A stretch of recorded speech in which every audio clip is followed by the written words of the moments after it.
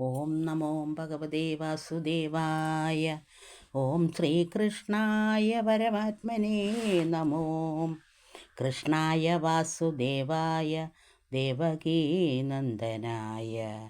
നന്ദഗോപകുമാരായ ഗോവിന്ദായ നമോ നമഃ. രാമായ രാമഭദ്രായ രാമചന്ദ്രായ വേദസേ രഘുനാഥായ നാഥായ സീതായ പദേ നമഃ. സർവൈകകാരണം നാരായണമാദ്യം അവ്യായ പുരുഷം നിത്യം നമാമ്യുകം. ആദിപുരുഷനാം നിന്നാഭിപങ്കജേ ജാതനായിടിന വേദാവുമീശനും. ആകാശവായു അജ്ഞാമ്പുപൃഥ്വിയും ലോകസ്വരൂപനാകും വിരാട്ടായതും. മാനസമാദിയാം ഇന്ദ്രിയാദ്യങ്ങളും വാനവരും മനുഷ്യാസുര വർഗവും.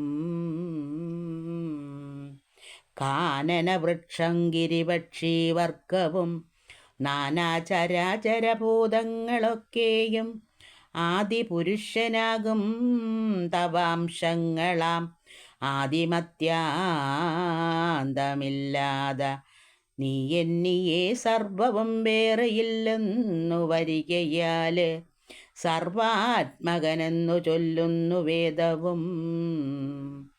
ബ്രഹ്മനും വിഷ്ണുവും ശ്രീ മഹാദേവനും ബ്രഹ്മമാകും ഭവാൻ തന്നെയെന്നാകിലും. ബ്രഹ്മമാകും തപമായ ഗുണങ്ങളാല് ബ്രഹ്മാണ്ട സൃഷ്ടിസ്ഥിതിലയകർത്തൃത്വബന്ധരായി ദൈതസങ്കൽപ്പഭ്രമങ്ങളാല് അന്ധരായി നിന്നെ അറിയുന്നതില്ലേതും. ആത്മാത്മദൈവവ ആത്യാത്മദൈവിക ഭൗതിക രൂപമായി ബുദ്ധീന്ദ്രിയാദി സമസ്ത വിഷയമായി സൽഗുണനായി മഹാപുരുഷനായി ഭവാൻ. നിർഗുണനായി നിരാകാരനായി ശാന്തനായി നിൽക്കുന്ന നിന്നെ മഹായോഗികളെല്ലാം ഉൾക്കമലേയിരിക്കുന്നത് അദ്വൈതത്താല്. വൈദികന്മാരായ ഭൂസുരശ്രേഷ്ഠന്മാര് വേദാത്മകനായ ഭവാനേ ബഹുവിധം വേദരൂപാക്യ വേദേന യജിക്കുന്നു.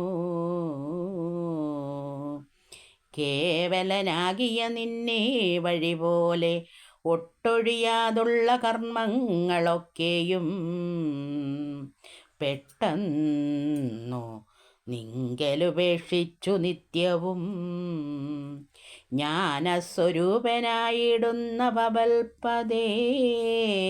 ജ്ഞാനയജ്ഞം യജിക്കുന്ന വിജ്ഞാനികൾ അന്യരായുള്ള ദൈതാത്മാക്കൾ അനേകനാം.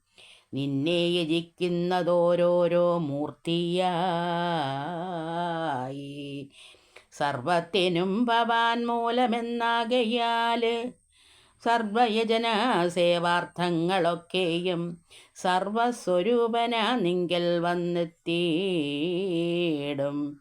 പർവ്വതേ നിന്ന് ഒഴുകിയിടും ജലമെല്ലാം.